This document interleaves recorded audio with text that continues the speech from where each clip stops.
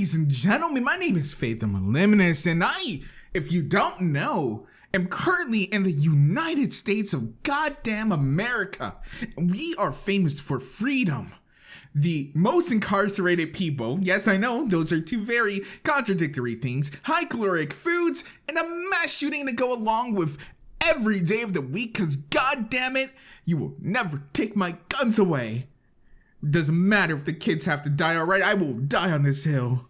But because of that, we have a lot of those going on. In fact, since I've started recording about the specific mass shooting that we're going to cover today, there's been two more in Texas and Wisconsin. So if you were counting the days we could go without having one, I hope you haven't been betting money on that, by the way, because you are so fucking broke right now. But we're not going to talk about any of those other ones. We're just going to talk to this one because specifically it kind of deals with, you know, the subculture that I'm involved in, which is the Brony fandom. I'm sorry if I sound a little bit desensitized. Like I said, I've been in America for a while. This is America. This is as American as apple pie, and that should scare you. That should actually worry you, and that should be upsetting to you that I am so desensitized to the mass shootings that go on. I've had not one, but two different mass shooting events at two different schools that I've gone to, so that was fun. But like I said, this is America, and it's pretty common. Now, this recent one was of the FedEx shooting, and it was uncovered that the person who perpetrated that piece of shit scumbag is, in fact, a Brony, unfortunately. And because of that, there have been calls about investigating Bronies, the ties to the alt-right, all these fun stuff that have been brought up before, but are now coming back to the forefront. The only reason why it's not completely dominating the conversation is because we've had yet more mass shootings right afterwards. And that's the only reason. But for a lot of people, they are still talking about it. They are talking about the toxic nature of it that's going on both the left and the right. So don't think if you're alt-right or you're right or you're alt-light, whatever it is that you are, don't think that either side likes you right now, because the alt-righters are saying that you're a bunch of weirdos, man-children watching a child show, and that's why you're doing this, because your brains are infant size, you know. And the left obviously is hearkening to the fact that Bronies came from 4chan. Whether or not you like the site, whether or not you know of the site, the term Brony literally came from Keogh, which is a board on 4chan. If you don't know what 4chan is, this is essentially a semi-anonymous message board on the internet where Harayuki sells all your personal data. So not sure how anonymous it really is, and certain boards even have unique posting IDs, so there's also that. But it's the quote-unquote anonymous site on the internet, and it had a pretty large alt-right leaning for the longest time. In fact, it still is probably predominantly alt-right. Now, these individuals on there, they're not sending their best, all right? These people have IQs in the single digits, honestly, with their argumentations. It's N-word this, K-word that, the J words are the reason why I'm, why my life is awful and why I don't have a girlfriend. That's essentially what 4chan is on certain boards, whether it be B or Poll, or honestly, Poll is a containment board that failed to contain. But that's aside, the comments of Bronies being connected to the alt-right aren't new, and it isn't exactly false. But the thing is, that's not indicative of the fandom as a whole. In fact, there are so many facets to this fandom. This fandom is so large that to code it all as this alt-right paradigm is just completely wrong. I know plenty of alt-righters. I know plenty of national socialists, white nationalists, all kinds of identitarians who are completely horrible. Their ideologies are awful, which you could say by virtue of that, the dumbest people are awful. You know, there are plenty of pedophiles. Like, everything that the people say about the Brony fandom is true to a point. Like, yes, there are rapists. Yes, there are pedophiles. There are mass shooters. There are racists. There are horrible people. But that's because we're so big. If you go to any other fandom, you're gonna find the same shit.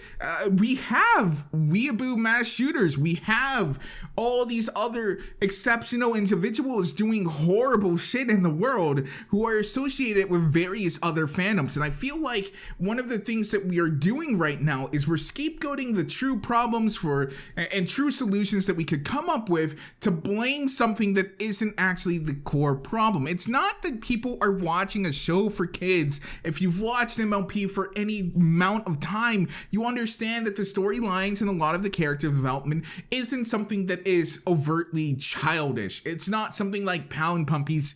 It is a general show that is targeted towards tweens and young adults. It's supposed to be something that parents can watch along with their kids and not want to blow their brains out. While the fandom does have dubious roots, those roots aren't what literally define us. We have had a decade to grow our branches. There are so many sections of the fandom that do not interact with each other. The people who watch my videos don't necessarily browse 4chan, or the people who watch Cookie Swirl C don't necessarily watch anything else. The people who watch Moliminous Theater may not even care about the fandom at all and may just only want to see stuff from the actual show. This also goes to the bronies who demonize furries. It's like a tick. I can't say. It's hard not to say certain things. All right, but I'm reformed now.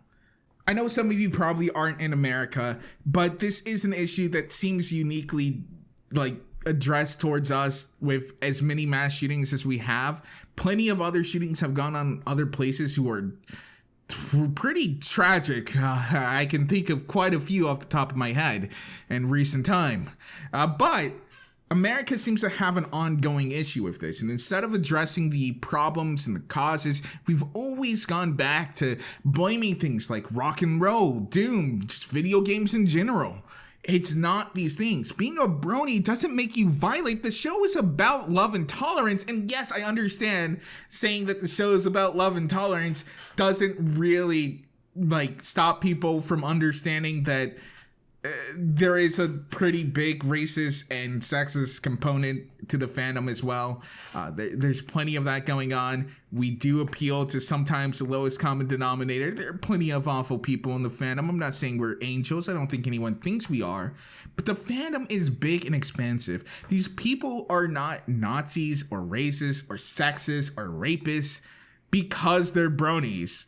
They are all of these things in spite of the fact that they are bronies. And that if it wasn't for the fandom, they most likely would have found themselves in some other rabbit hole to eventually come to those same ideologies. It just maybe would have taken them longer or would have taken a different path, but eventually they would have gotten there. I say all of this to say, America, it's not the bronies, it's not the gamers, even though they should rise up, most oppressed group. We all know this, we all agree. It's not because of blue-haired feminists. It's because of our laws and our legislations that are on the books. Now, guns are fun, kiddos. I like guns. I really do. I'm going to go out and buy more guns pretty soon here. But we have to understand that before we start blaming all these subcultures, we should probably take a look at our normal culture, our culture of mishandling mental health issues, our culture of not using sensible gun reform. Maybe, is that too controversial to say? I mean, do we have to double these numbers? We're putting up NBA numbers when people start shooting. So I'm just saying, those body counts are getting pretty high. I mean, bro, I don't even go to school anymore, and I feel like I'm gonna die in a school shooting. All I'm saying is, if you're over 18, get involved in your politics. Politics are dumb, but insanely important. And don't just listen to me. Maybe you will become a conservative. As long as you're not racist or a rapist, we're completely cool. You can be as conservative as possible. I have people who I enjoy their presence who are conservative. So that's not the thing. Just get involved in the conversation. And for those of you who are already in, looking for a scapegoat, the brony fandom isn't your scapegoat. Brony gamers in general aren't your scapegoat. No one is. You have to actually tackle the root of the problem. And I think if we all take a step back, we remove our partisanship, we remove our biases, we can see that the root problems typically lie at gun reform and mental health issues. I just wanted to go ahead and speak on that topic. Normal videos are coming out soon. I have a review on Invincible, much unlike, you know, our kids in schools who aren't invincible, and that should be really cool. It's coming out soon. I love the show. There's going to be more content coming out soon. Even Moliminous Theater is going to have stuff coming very soon. And I love your beautiful faces. Hope you at least like my videos. And Brony Nation, the subscribers, viewers, whatever you guys want to identify as, because you're valid. You're heckin' valid, all right? Whatever it is. Just stay safe out there, you know? I don't know what to do to stay safe. I guess wear bulletproof vests everywhere and keep a doctor on speed dial? Maybe? I don't know. I don't fucking leave my house. So, yeah.